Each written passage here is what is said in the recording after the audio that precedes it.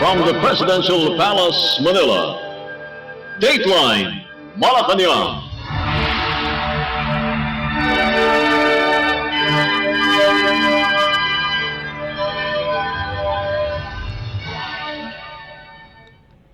Good day, this is Dateline Malacañang and here are the news. The Philippine Board of Investments or BOI on Wednesday reported that President Ferdinand R. Marcos Jr.'s aggressive investment promotion activities, both here and abroad, have led to a total of 1.16 trillion pesos in investment approvals for 2023. In a statement, Department of Trade and Industry or DTI Secretary and BOI Chairperson Alfredo Pascual said that with the remarkable milestone, this will create more opportunities for the economy to grow next year. According to DTI data, domestic investment approvals totaled 398.76 billion pesos, accounting for 34% of all authorized investments, while foreign investment approvals increased by 452% or 763.22 billion pesos from 138.18 billion pesos in 2022. A total of 303 projects was the outcome of the 1.16 trillion peso investment approval. This is expected to create more than 47,000 jobs for Filipinos and benefit the sectors of renewable energy and power, information and communication, real estate, manufacturing, and infrastructure. With regards to foreign direct investments or FDIs, Germany emerged with the most considerable contribution of 393.28 billion pesos, while the Netherlands followed with 333.61 billion pesos. Singapore and the United States also contributed with 17.38 billion pesos and 3.38 billion pesos respectively. Regions receiving the most investments were Western Visayas with 316.89 billion pesos, Calabar Zone with 211.89 billion pesos, the Bicol region with 162.92 billion pesos, Eastern Visayas with 128.62 billion pesos, and the Ilocos region with 122.18 billion pesos.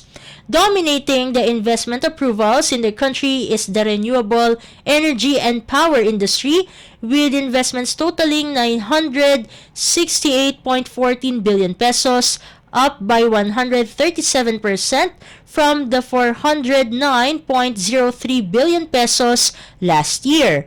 In 2023, 7 offshore wind power projects totaling 759.84 billion pesos were authorized in the provinces of Cavite, Laguna, Negros, and Northern Samar, and also in Dagupan and San Miguel Bay. The information and communication sector also collected approvals totaling 96.16 billion pesos. DTI Undersecretary and BOI Managing Head Seferino Rodolfo said there are 3 more projects worth about 350 billion pesos that are currently being assessed. This will be included in the BOI Board and MANCOM deliberations on Thursday, December 28th, and if they were able to comply with both the substantive and transparency requirements. Dateline Malacañang. In other news stories, the Philippine Department of Migrant Workers or DMW on Wednesday announced that thousands of overseas Filipino workers or OFWs based in Taiwan and Hong Kong are expected to benefit from the new wage hike which takes effect on New Year Day.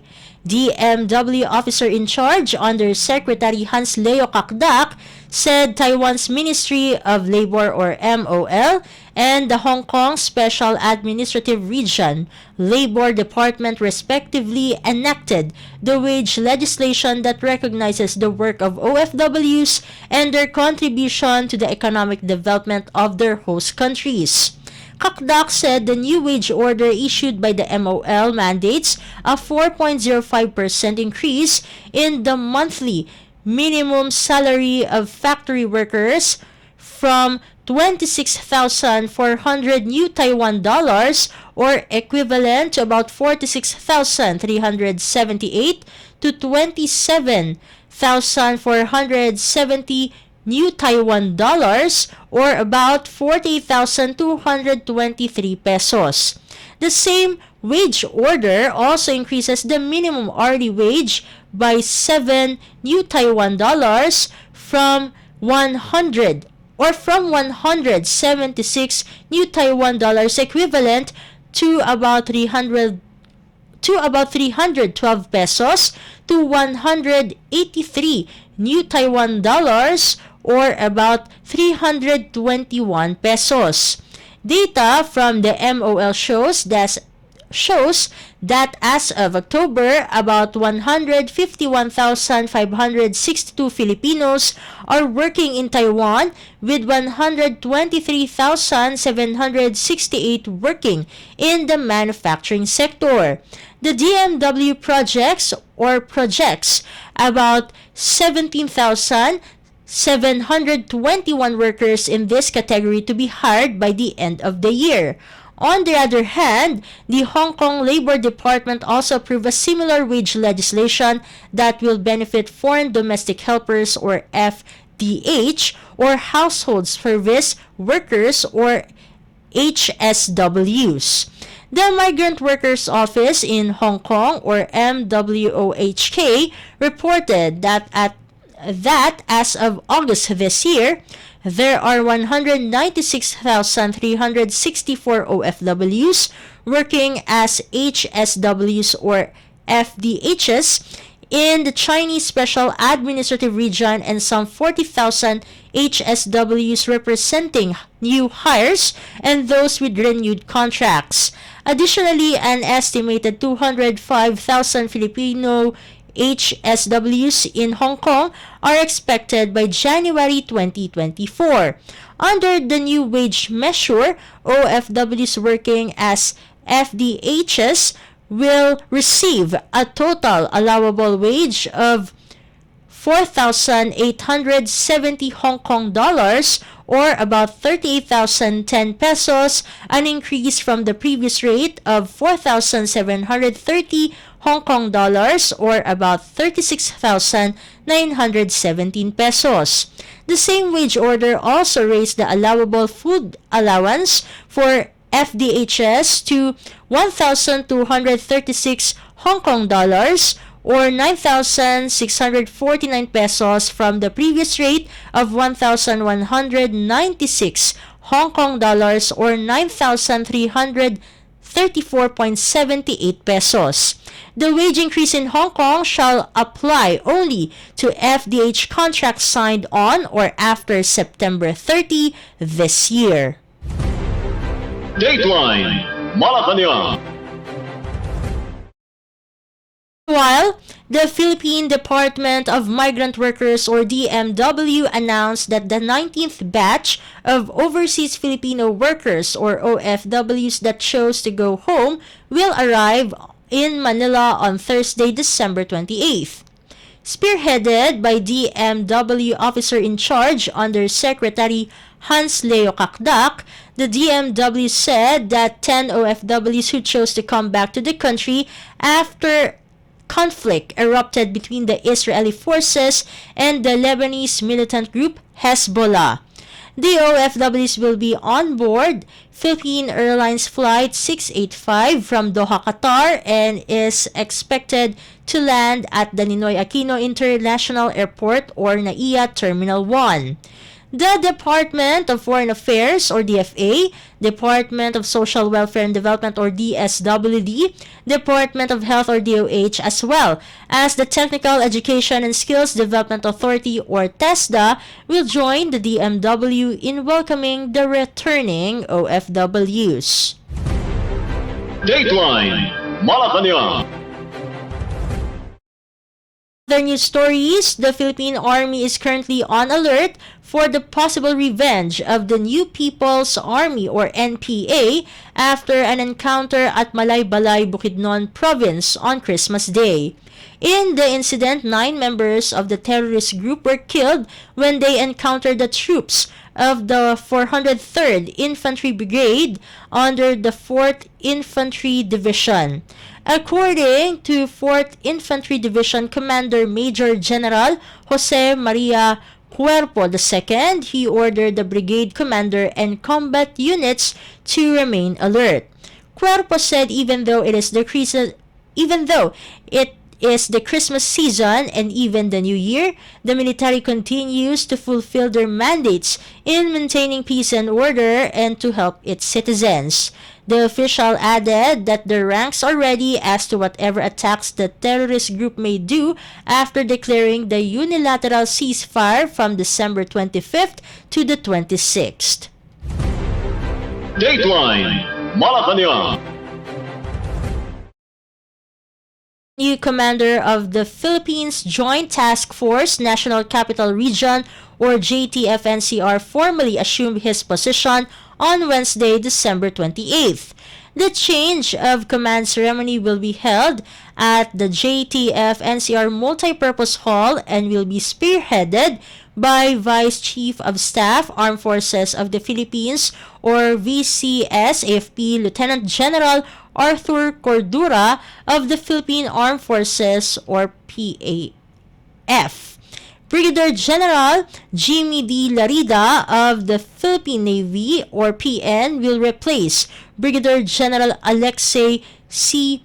Musni of the Philippine Army or PA. Lieutenant General Cordura congratulated Brigadier General Larida and Brigadier General Musni on their accomplishments and said that the AFP have their full support to the JTF-NCR. Lieutenant General Cordura emphasized that the important role of the JTF-NCR is to conduct security and stability operations, support the Philippine National Police or PNP, and coordinate with various agencies for humanitarian and disaster relief operations or HADR. Dateline Malacañang.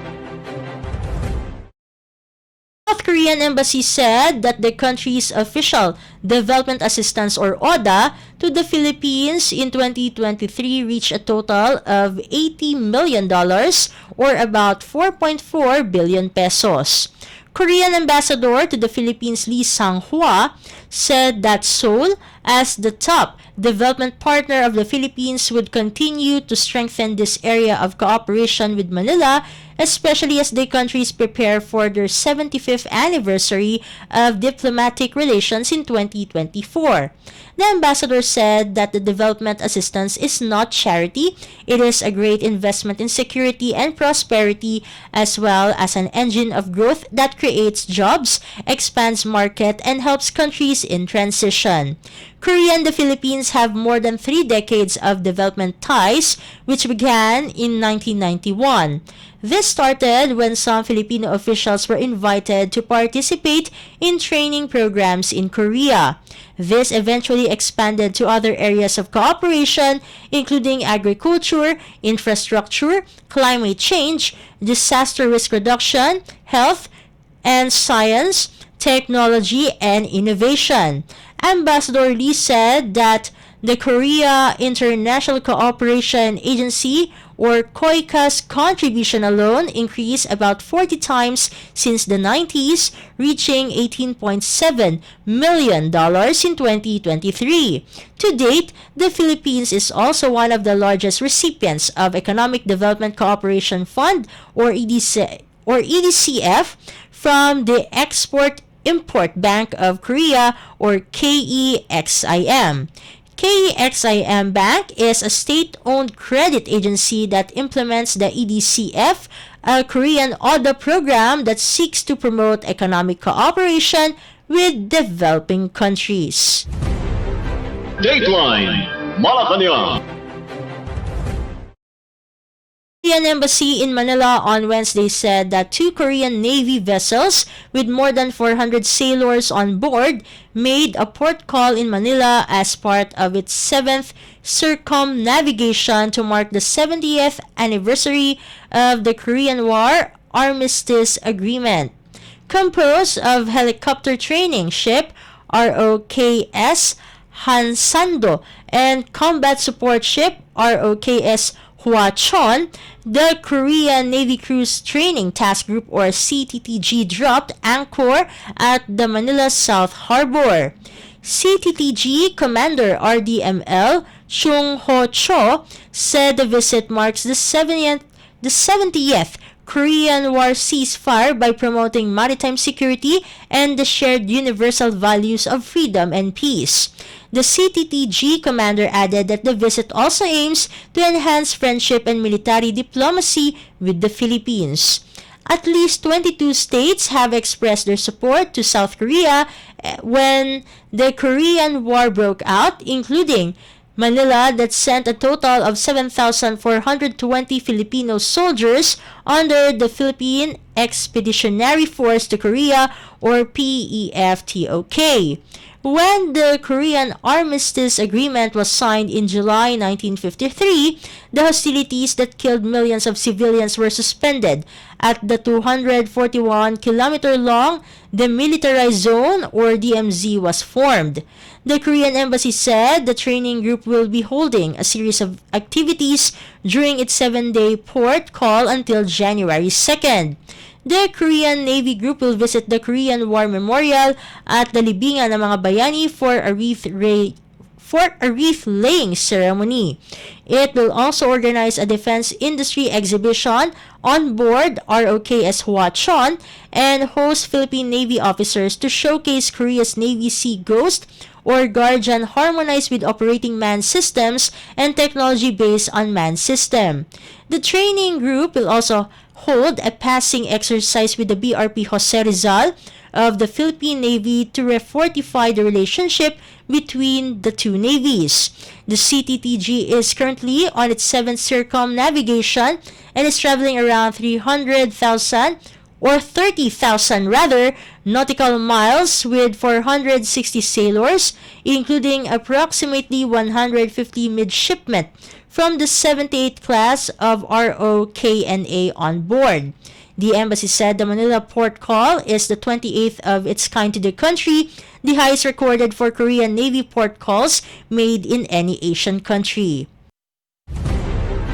Dateline Malacañang. Senator Sherwin Gatchalian on Wednesday urged the business sector as well as households to be prudent in energy consumption during this holiday season amid the surge in electricity usage. In a statement, the senator said that December is considered as the National Energy Consciousness Month, and this might serve as a reminder to all of us about the significance of responsible energy practices.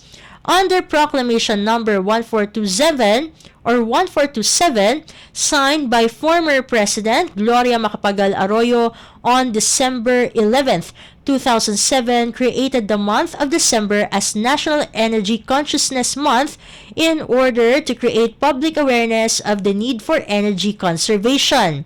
Republic Act, or RA 11285, also known as the Energy Efficiency and Conservation Act and authored by Senator Gatchalian, stipulates the conservation and efficient utilization of energy resources. According to the general provisions of the law, energy efficiency and conservation should be institutionalized through the formulation, development, and implementation of plans. These plans aim to secure the sufficiency and stability of energy supply, mitigating the impact of high prices on local markets, and protecting the environment. This initiative is in support of the economic and social development goals of the country. The lawmaker added that because the El Nino phenomenon brings warmer than usual weather conditions, electricity consumption will most likely rise substantially due to heightened demand. Hence, there is a need to ensure that the country has ample supply of energy to meet the country's electricity requirements. Dateline Malacañang. Philippine Department of the Interior and Local Government or DILG has called on local government units or LGUs to strictly implement their respective ordinances that forbids the use of dangerous firecrackers. DILG Secretary Ben-Hur Abalos said that the goal of the ordinances is to ensure the safety of the community and to reduce, if not totally eliminate, dangerous pyrotechnics before or during the celebration of New Year's Day.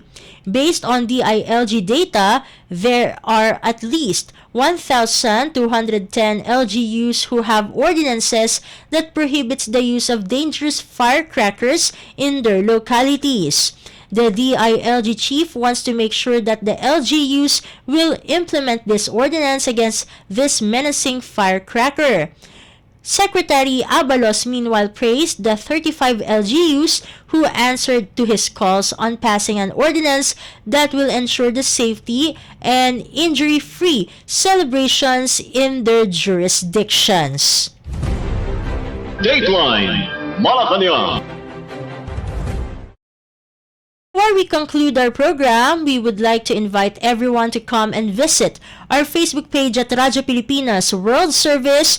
You will be able to hear and view our Filipino and English programs, including news updates here in the Philippines. Kindly subscribe, like, and share our posts as well.